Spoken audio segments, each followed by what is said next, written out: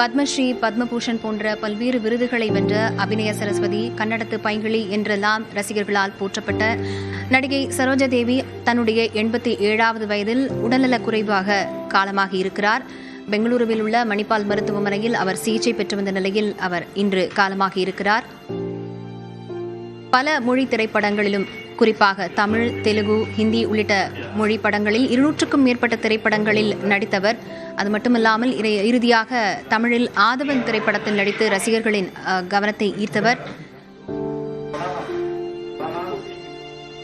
நம்முடைய தொலைபேசி வாயிலாக நடிகை ரோஹிணி இணைந்திருக்கிறார். அவருடன் பேசலாம். வணக்கம் மேம். வணக்கம்ங்க. நடிகை சரோஜா தேவி மேம் அவர்களுடைய இழப்பு எப்படிப்பட்ட இழப்பாக பார்க்கப்படுகிறது? அவருடனான உங்களுடைய நினைவுகளை எங்களோட பகிர்ந்துக்கோங்க. அவங்களுடைய ஒரு மகத்தான ஒரு வாழ்க்கை, அவங்களுடைய பங்களிப்பு இந்த சினிமா துறைக்கு அவ்வளோ முக்கியமான ஒரு பங்களிப்பு. அவங்கள நேரடியாக சந்தித்து ஒர்க் பண்ண ஒரு சந்தோஷம் இருக்கு. நாங்க எங்க நடிகர் சங்கம் சார்பாக நட்சத்திர கிரிக்கெட் போட்டியெல்லாம் நடத்தின போது ஒரு ப்ரோக்ராம் பண்ணோம். அதை நான் டைரக்ட் பண்ணேன். அதுக்கு அவங்கள கூப்பிட்டு வந்து அவங்களோட சேர்ந்து ஒர்க் பண்ணின போது ரொம்ப இனிமையான ஒரு பர்சன் அவங்க. ரொம்ப எல்லாம் கேள்வி கேட்டுக்கிட்டே இருப்பேன் நான். எம்ஜிஆர் சார் கூட நீங்க எப்படி வந்து காலையில எந்திரிச்சு ஸ்கூலுக்கு போற மாதிரி 2 பேரும் சேர்ந்து போயிடுவீங்களா, அத்தனை படம் பண்ணிருக்கீங்க, ஒரு காலேஜுக்கு போயிட்டு ஒர்க் பண்ணிட்டு வந்த மாதிரி எத்தனை நீங்க பண்ணிருக்கீங்கன்னா அதெல்லாம் ரொம்ப ரசிச்சு கேட்பாங்க. அவங்களுடைய பங்களிப்பு மிக முக்கியமான ஒரு பங்களிப்பு. அவங்களுடைய தமிழ் வந்து நம்மளால மறக்கவே முடியாத ஒரு கொஞ்சம் தமிழ்.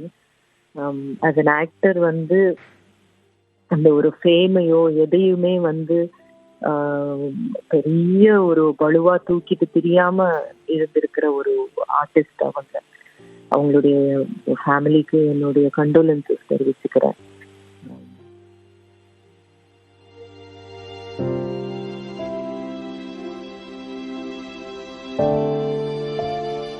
இணைப்பில் வந்து உங்களுடைய நினைவுகளை எங்களோட பகிர்ந்து கொண்டமைக்கு நன்றி திருமதி ரோஹிணி மேம்.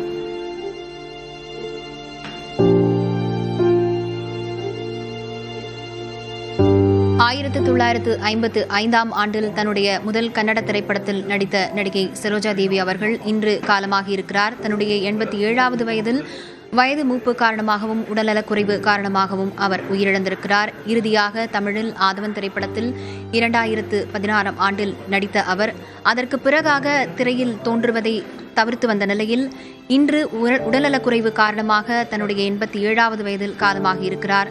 தமிழ், கன்னடம், தெலுங்கு, ஹிந்தி உள்ளிட்ட 200க்கும் மேற்பட்ட திரைப்படங்களில் நடித்து இந்தியாவின் உயரிய விருதுகளான பத்மஸ்ரீ, பத்மபூஷன் விருதுகளையும் அவர் வென்றிருக்கிறார். தன்னுடைய முதல் படத்திற்காக தேசிய விருதை வென்றவர் என்பதும் குறிப்பிடத்தக்கது. தமிழ் திரையுலகின் முன்னணி நடிகர்களான எம்ஜிஆர், சிவாஜி உள்ளிட்டோரின் முக்கிய திரைப்படங்களில் அவர்களுக்கு இணை நடிகராக அவர் நடித்திருக்கிறார். நிலையில் அவருடைய மறைவு என்பது திரையுலகினர் மத்தியில் ஒரு பேரதிர்ச்சியை ஏற்படுத்தியிருக்கிறது என்றே சொல்லலாம். தன்னுடைய கொஞ்சம் தமிழால் ரசிகர்களை கவர்ந்த நடிகை சரோஜா தேவி தன்னுடைய 87வது வயதில் காலமாகி இருக்கிறார்.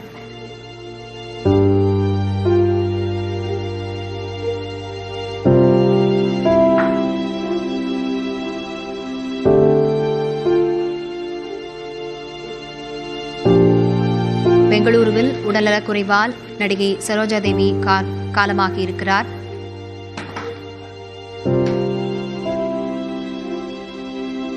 தன்னுடைய 13வது வயதிலேயே அவருக்கு நடிக்க வாய்ப்பு கிட்டிய போதிலும் தன்னுடைய 17வது வயதில் நடிப்பதற்கு தொடங்கிய அவர் 50 ஆண்டுகளாக திரையுலகில் கோலோச்சி இருந்தார் என்றது